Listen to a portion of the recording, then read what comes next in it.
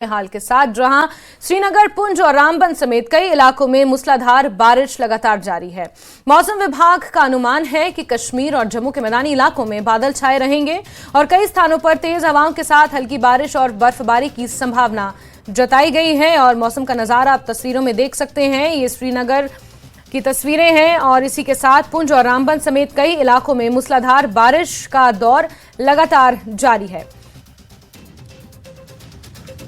Rice हमारे सहयोगी श्रीनगर से इसी खबर पर जुड़ गए हैं। रईस, एक बार फिर से घाटी में मौसम ने करवट ली है और ये ग्लोबल वार्मिंग और बदलते क्लाइमेट चेंज का ही नतीजा है कि अप्रैल के महीने में भी बीते साल हमने बर्फबारी देखी थी और इस बार भी वही रिपीट होता हुआ नजर आ रहा है। रईस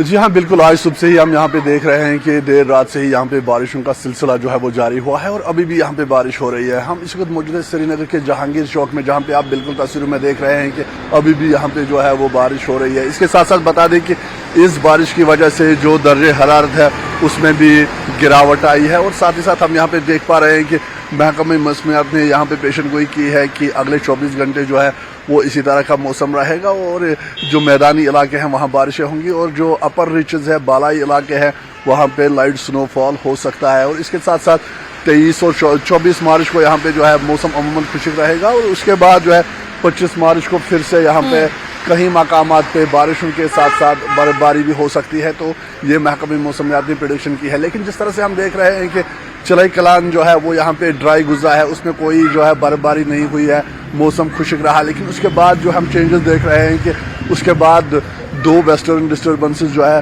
वो उनने जम्मू कश्मीर को अप्रोच किया और उसके बाद हमने श्रीनगर में भी स्नोफॉल देखा और अपर रीचेस में भी हैवी स्नोफॉल देखने को मिल रहा है। और आज यहाँ पे जो है फिर से बारिशों का जो सिलसिला है वो शुरू हुआ है, जिसको लेके जो किसान है वो काफ़ी खुश है क्योंकि हमने देखा है कि यहाँ पे जो मौसमी सरमा था उसमें बहुत कम बर्फबारी हुई थी इस बार, तो उसको लेके जो है वो काफ़ी चिंता थी। लेकिन जिस तरह से हम आज यहाँ पे देख पा रहे हैं कि यहाँ पे बारिशें हो रही है और उम्मीद की जा रही है कि आने वाले दिनों में, चंद दिनों में इसी तरह का मौसम जो है वो रहने वाला है और 25 मार्च को फिर से जो है यहाँ पे बारिशों के साथ साथ हल्की बर्फबारी जो है वो हो सकती है। जी ठीक है रईस, इसके अलावा और कौन से ऐसे इलाके हैं जहां पर इस तरह की पेशेंगोई की गई है मौसम को लेकर और क्या कोई एहतियात बरतने के भी यहां पर निर्देश प्रशासन द्वारा दिए गए हैं? जी हाँ, बिल्कुल। अगर हम यहाँ कश्मीर की बात करें, जो अपर रीचेस है वहाँ पे जो है वो स्नोफॉल जो है वो हो सकता है, लाइट स्नोफॉल हो सकता है और वहीं जो मैदानी इलाके हैं कश्मीर है और जम्मू के, वहाँ पे जो है हम यहाँ पे लगातार देख रहे हैं कि वहाँ पे बारिशें जो है वो हो सकती है। तो हम आपको यहाँ पे दिखाना चाहेंगे कि जिस तरह से प्रेडिक्शन हुई है उसके बाद जो है यहाँ पे लोग काफ़ी खुश है और उम्मीद कर रहे हैं कि जो आने वाले दिन है यहाँ पे बारिश होगी। और इसके साथ साथ जो यहाँ पे प्रशासन है उन्होंने लोगों को एडवाइस किया है कि जो एवलांच प्रोन एरियाज़ है वहाँ पे वो कम निकले और इसके साथ साथ अगर किसी को ट्रैवल वगैरह करना है तो वो भी पहले जो है वो ट्रैफिक का पूरा जो है वो स्टेटस जान ले, उसके बाद ही वो किसी बड़े ट्रैवल पे निकल जाए। तो कुल मिला के अगर हम देखें तो महकमे मौसमियात ने जो हम प्रेडिक्शन की है वहीं प्रशासन ने भी लोगों को एडवाइजरी जारी की है कि वो एहतियात करें और किसी भी सफ़र पे निकलने से पहले जो है वो रोड का स्टेटस जान लें और इसके साथ साथ जो एवलांच प्रोन एरियाज़ है वहाँ पे भी लोग ख्याल रखें क्योंकि हमने देखा है कि जब भी ज़्यादा बारिशें होती हैं तो उसके बाद जो है जो अपर रीचेस है वहाँ पे अक्सर जो है वो एवलांचेस के खतरे बने रहते हैं। तो इसीलिए जो है ये एडवाइजरी जारी की गई है। जी ठीक है रईस, बहुत शुक्रिया हमारे साथ जुड़ने के लिए, तमाम जानकारियों के लिए। चलिए आगे बढ़ते हैं बात एक और महत्वपूर्ण खबर की, जहां दिल्ली के मुख्यमंत्री अरविंद केजरीवाल को ईडी द्वारा गिरफ्तार किए जाने पर नेशनल कॉन्फ्रेंस के नेता उमर अब्दुल्ला ने अपनी प्रतिक्रिया दी है। सोशल मीडिया एक्स पर उन्होंने पोस्ट किया है और लिखा है कि सत्ताधारी सरकार की घबराहट दिख रही है। विपक्ष के वर्तमान मुख्यमंत्री को चुनाव के ऐलान होने के बाद केंद्रीय एजेंसियों द्वारा गिरफ्तार किया जाता है, ये लोकतंत्र पर धब्बा है। जम्मू कश्मीर नेशनल कॉन्फ्रेंस केजरीवाल और आम आदमी पार्टी के साथ खड़ी है।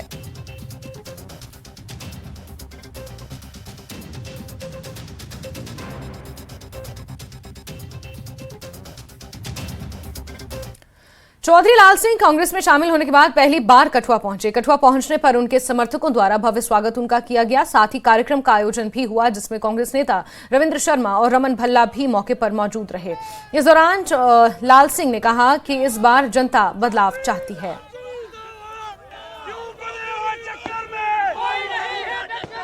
जनता का जुम्म देख रहे हैं और इसी से बताया कि इलेक्शन जो है कांग्रेस पार्टी जीत गई है कि बीजेपी के होश उड़े हुए हैं। इतना बड़ा भव्य स्वागत से ही बताता है कि जनता का समर्थन जो है, लोग तब्दीली चाहते हैं। इसलिए हम सब लोगों का शुक्रिया अदा करते हैं और हम समझते हैं कि ये सीट कांग्रेस पार्टी जीतेगी। जो मैंने काम जिस तरीके से करता था उसी तरीके से करूँगा। इसलिए लोगों ने कहा कि हमें बंदा भी मिलता है, अप्रोचेबल भी है और सुनता भी है और करवाता भी है, और पार्लियामेंट में एक आवाज़ भी चलती है जिससे लोगों का दिन में 3 बार हम लोग बोलते थे लोगों के लिए। ये कानून जो बनते हैं जम्मू कश्मीर का बेड़ा गर्क करने के लिए, उसके लिए बोलते हैं।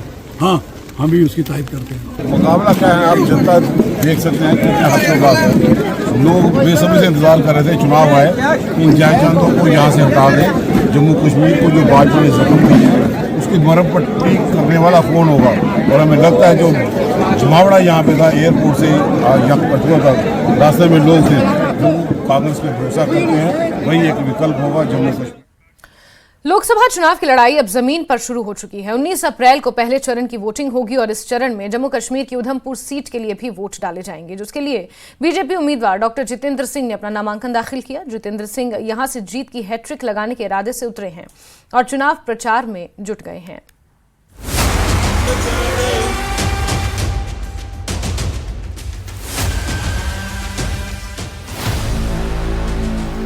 जीत की हैट्रिक लगाने उतरे डॉक्टर जितेंद्र सिंह। उधमपुर लोकसभा सीट से किया नामांकन। बीजेपी के महाबली के लिए द ग्रेट खली ने मांगा वोट।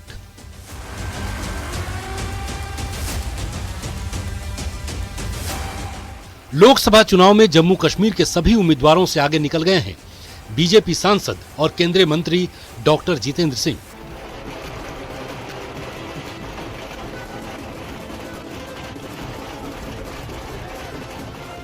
हम ऐसा इसलिए कह रहे हैं क्योंकि पहले चरण की अधिसूचना जारी होने के बाद जहां इंडी गठबंधन और दूसरे विरोधी दलों के उम्मीदवारों का अता पता तक नहीं था, वहीं डॉक्टर जितेंद्र सिंह ने चुनाव के लिए अपना नामांकन भी दाखिल कर दिया। शुभ कार्य शुभ मुहूर्त में ईश्वर के आशीर्वाद से शुरू करना चाहिए। इसी तर्ज पर डॉक्टर जितेंद्र सिंह ने सुबह सुबह पहले जम्मू स्थित अपने आवास में परिवार के साथ विधिवत पूजा की।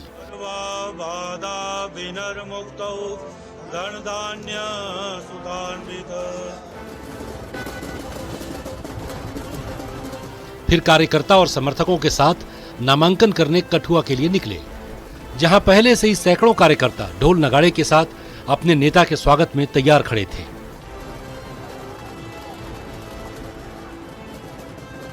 कठुआ में डॉक्टर जितेंद्र सिंह के समर्थकों और बीजेपी कार्यकर्ताओं की इस भीड़ में एक चेहरा दूर से ही सबको नजर आ रहा था, और वो चेहरा था इंटरनेशनल रेसलर द ग्रेट खली का, जो डॉक्टर जितेंद्र सिंह के ही समर्थन में यहां पहुंचे थे, जिनकी मौजूदगी से बीजेपी कार्यकर्ताओं का जोश और हाई हो गया। चाहूंगा कि सभी लोगों को जितेंद्र सिंह की सपोर्ट करनी है और उनको भारी मात्रा वोटों से जिताना है। क्या कुछ काम अच्छे किए सर? आपको लगता है क्या कुछ अच्छे काम किए उन्होंने? जम्मू कश्मीर में 370 को हटाया, अच्छा किया। बिल्कुल, जो 370 हटाई है बहुत अच्छा काम किया है, देश के लिए बहुत प्राउड की बात है। और जो ये राम मंदिर बनाया है बहुत प्राउड की बात है। पूरे देश पे विदेश पे जो एक भारत की छवि पहुंचाई है, बनाई है, ये बहुत बड़ी बात है। ये आम जनता के समझ से पार है। कठुआ के डीसी ऑफिस पहुंचकर नामांकन दाखिल करने के बाद डॉक्टर जितेंद्र सिंह ने रामलीला मैदान में एक रैली को संबोधित किया, जिसमें उन्होंने अपनी जीत की हैट्रिक का दावा तो किया ही, साथ ही पीएम मोदी के नेतृत्व में इस बार एनडीए 400 पार का नारा भी बुलंद किया। पहले 19 अप्रैल को वोटिंग होनी है। मोदी जी तो प्रधानमंत्री बनने ही बनने तयशुदा है। ये बात सिर्फ हमारे तक महदूद रही। आज जनमानस कह रहा है 400 पार, कोई पार्टी विशेष नहीं कह रही, लोग कह रहे हैं 400 पार से मोदी जी को एक ताकतवर प्रधानमंत्री बनाइए ताकि वो अपना और हमारा रुतबा दुनिया में और बुलंद करें, हमारे नौजवानों के मुस्तकबिल को तामीर करें। तो फिर हमारा क्या? हमारे लिए परीक्षा की घड़ी है। हमारे ये अवसर है, हम अपने आप को प्रमाणित करें, अपने आप को अपने आगे सिद्ध करें, अपनी विंडिकेशन का कि हम कहां खड़े हैं, ताकि हम भी ये साहस कर सके कि जब जून के महीने में मोदी जी तीसरी बार प्रधानमंत्री के रूप में शपथ लेंगे तो हम भी ये कह सकें कि मोदी जी, कठुआ, उधमपुर और डोडा के क्षेत्र ने भी आपकी विजय गाथा में 2 हर्फ लिखे हैं। और मैं इन 2 पवित्र नदियों के बीच में एक तरफ रावी और एक तरफ हुज खड़े होकर के इस मंच को साक्षी जानकर, इस जन समूह नारी शक्ति को साक्षी जानकर आज कहने का साहस करता हूं कि 400 पार तो होगा ही मोदी जी का, यहां भी 4 लाख पार। एक बार जोर से मेरे साथ कहिए, अब की बार, अब की बार, 4 लाख पार, अब की बार। डॉक्टर जितेंद्र सिंह जम्मू कश्मीर के जिस उधमपुर सीट से बीजेपी के उम्मीदवार हैं, अब जरा उस सीट के बारे में जान लीजिए। उधमपुर लोकसभा सीट जम्मू के 7 जिले और 17 विधानसभा क्षेत्रों को मिलाकर बना है। 20,230 वर्ग किलोमीटर का इसका इलाका इजराइल के बराबर है। यहाँ जनसंख्या 24 लाख से ज्यादा और कुल वोटर 15 लाख से ज्यादा हैं। 1957 से अब तक 9 बार कांग्रेस और 5 बार बीजेपी के उम्मीदवार को जीत मिली। 2014 से ही बीजेपी के डॉक्टर जितेंद्र सिंह इस सीट पर कब्जा जमाए हुए हैं। 2014 में डॉक्टर जितेंद्र सिंह ने कांग्रेस के गुलाम नबी आजाद को हराया। 2014 में जितेंद्र सिंह को 46.8% और गुलाम नबी आजाद को 40.9% वोट मिले। 2019 के लोकसभा चुनाव में जितेंद्र सिंह ने कांग्रेस के विक्रमादित्य सिंह को हराया। 2019 में जितेंद्र सिंह को 61.38% और विक्रमादित्य को 31.10% वोट हासिल हुए।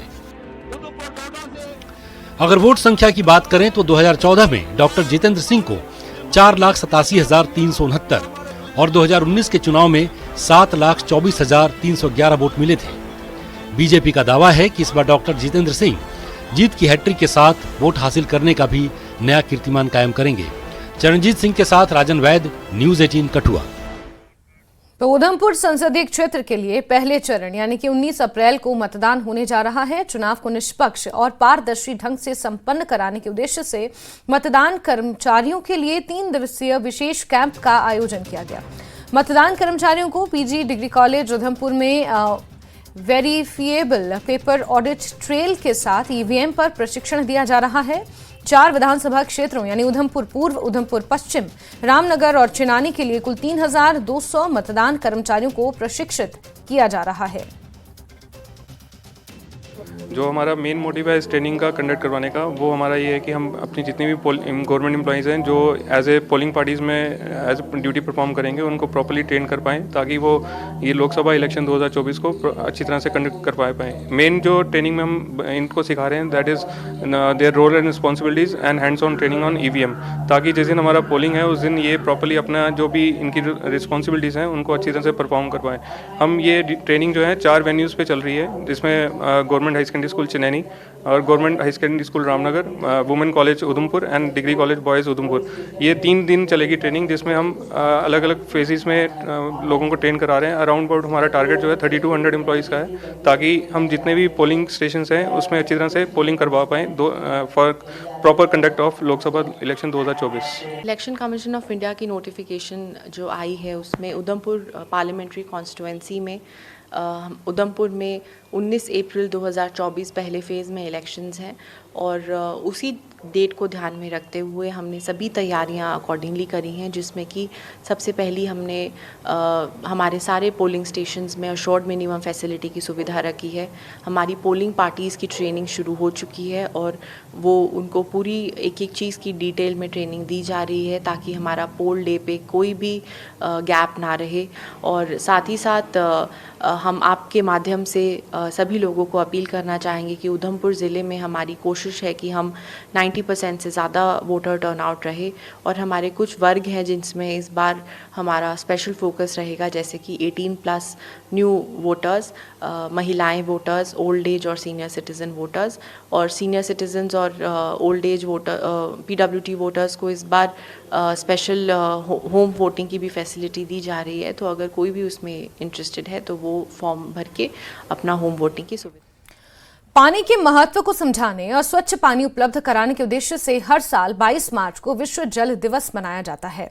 कश्मीर घाटी में झीलें पिछले कुछ वर्षों से तेजी से सिकुड़ रही हैं, साथ ही इनमें मौजूद पानी की गुणवत्ता भी तेजी से गिर रही है। नदी नाले और झीलों का प्रदूषण बड़ी गंभीर समस्या है, जिसके चलते जनता और सरकार दोनों परेशान हैं और जिम्मेदार भी। कश्मीर में अलग अलग जगहों पर लोग घरों का कचरा नदियों और अन्य जल स्रोतों में फेंक देते हैं। वहीं सरकार ने भी अलग अलग नदियों नालों के किनारे कचरे के निस्तारण के लिए शेड बनाकर अपनी उदासीनता दिखाई है। जल प्रदूषण का ये उदाहरण बदरान मागाम में एक नाले के किनारे देखा जा सकता है, जहां सरकार ने कचरा इकट्ठा करने के लिए शेड बनाया है। हमारे संवाददाता मुनीर हुसैन हुर्रा ने इसकी समीक्षा की है, देखिए। आज पानी का आलमी दिन है, यानी आज वर्ल्ड वाटर डे मनाया जा रहा है और दुनिया भर में पानी की हिफाजत और पानी के पायदार इस्तेमाल के लिए और साफ़ शफाफ पानी के हसूल के लिए बात की जाती है, सेमिनार किए जाते हैं।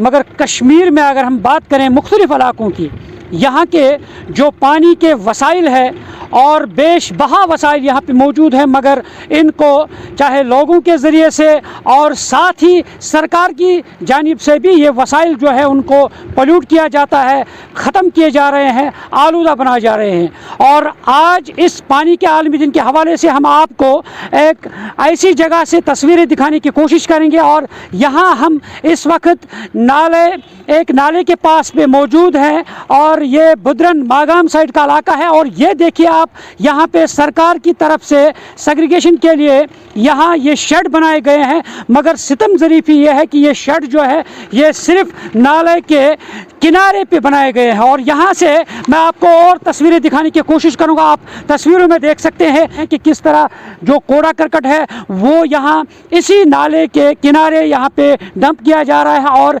सरकार की तरफ से ये शेड जो बनाए गए हैं सेग्रीगेशन के लिए, और ये उस वक्त इसी नाले के किनारे बनाए गए हैं। आप खुद अंदाज़ा लगा सकते हैं कि यहाँ से ये जो कूड़ा करकट यहाँ पे हैं और इनका जो भी यहाँ से ये सारा इस नाले में जब जाएगा तो किस तरह ये पानी जो है जहर आलूद बनेगा और लोगों के लिए किस तरह ये वबाली जान बन सकता है।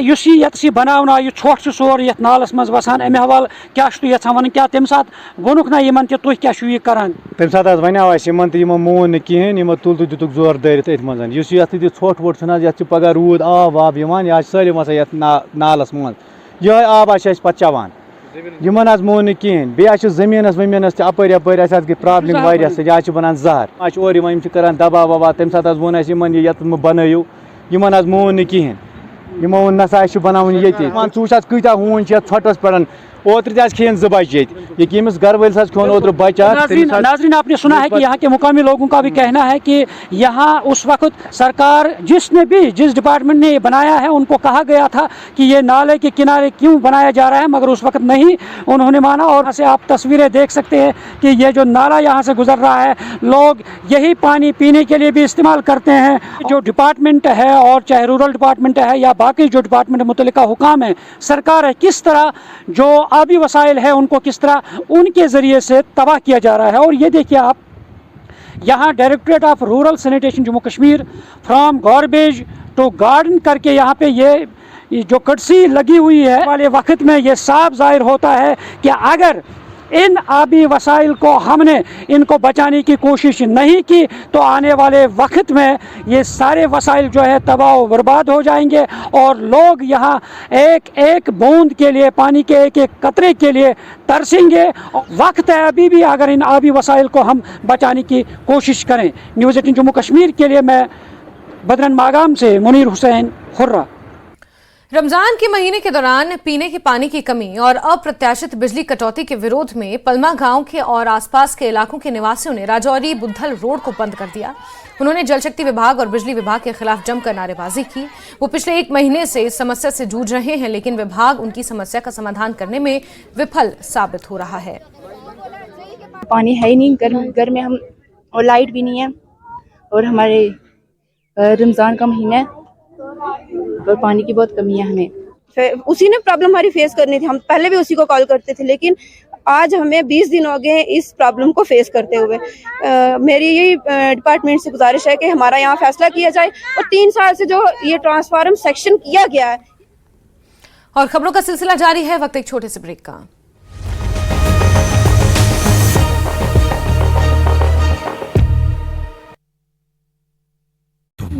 आपत्ति, कहा प्रतिभा सिंह का बयान पार्टी हित में नहीं है। नेता प्रतिपक्ष जयराम ठाकुर का कांग्रेस पर हमला, कहा कांग्रेस को खोजे नहीं मिल रहे हैं प्रत्याशी, हर बड़े नेता कर रहे हैं चुनाव से किनारा। अयोग्य विधायक राजेंद्र राणा के बेटे को फोन पर मिली धमकी, 26 सेकंड की कॉल रिकॉर्डिंग आई सामने, अज्ञात व्यक्ति ने फोन पर नतीजे भुगतने की दी धमकी।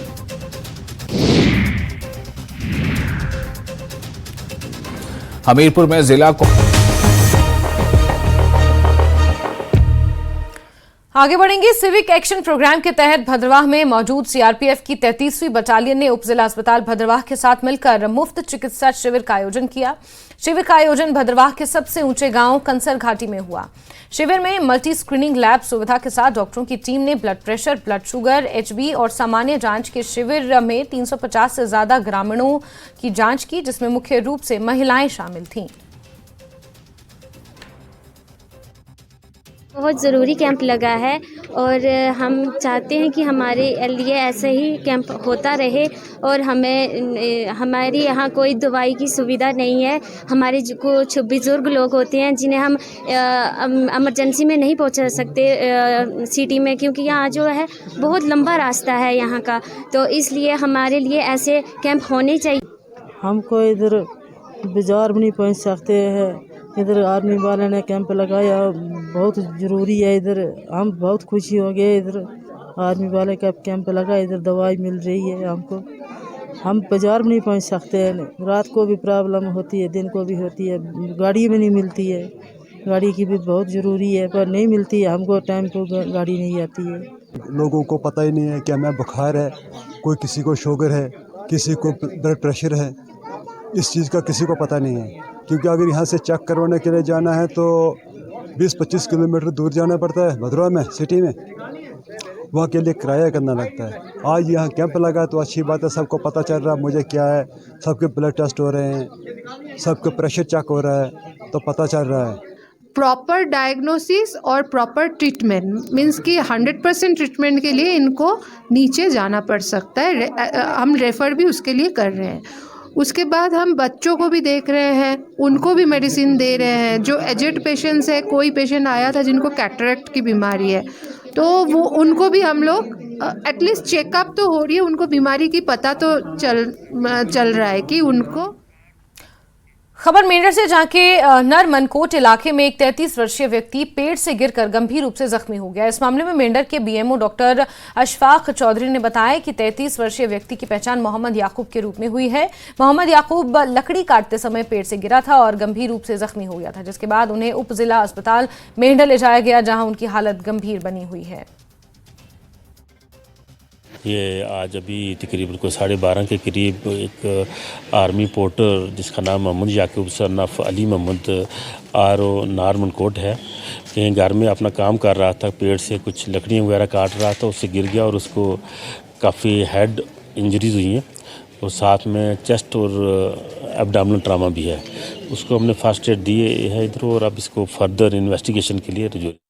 आरएसपुरा के प्राचीन शिव मंदिर में पुराना आगरा चक में 3 दिवसीय होली महोत्सव की शुरुआत हुई। होली महोत्सव के पहले दिन महंत राजेश बिट्टू और बबलू शास्त्री महाराज ने आए हुए श्रद्धालुओं को प्रवचन दिए और श्रद्धालुओं के साथ फूलों की होली खेली। इस अवसर पर महंत राजेश बिट्टू ने बताया कि इस बार आरएसपुरा में होली महोत्सव धूमधाम एवं श्रद्धापूर्वक तरीके के साथ मनाया जा रहा है, जिसकी शुरुआत प्राचीन शिव मंदिर पुराना आगरा चक से कर दी गई है। इस अवसर पर मंदिर कमेटी के हर्षपाल चौधरी ने बताया कि 21 मार्च से लेकर 23 मार्च तक मंदिर में होली महोत्सव मनाया जाएगा और इस दौरान जहां सत्संग का आयोजन होगा, वहीं विशाल भंडारे की शुरुआत भी की जाएगी। ये इस क्षेत्र का प्राचीन शिव मंदिर है जो जम्मू कश्मीर के सीमांत क्षेत्र में पड़ता है। सारे देश में होली का उत्सव मनाया जा रहा है। उसी उत्सव को लेकर के हमारे मध्य महंत श्री राजेश जी खड़े हैं, तो हमने इनसे प्रार्थना की, एक संयोग बन गया कि इस मंदिर के प्रांगण में भी होली उत्सव मनाया जाएगा और 3 दिन का कार्यक्रम जो है वो तय हुआ, जिसका आज प्रथम दिन था और प्रथम दिन भी इतना और इसी के साथ न्यूज एट 9 में अभी के लिए बस इतना ही, लेकिन न्यूज 18 JKLH पर खबरों का सिलसिला जारी है। बने रहिए हमारे साथ। वक्त एक छोटे से ब्रेक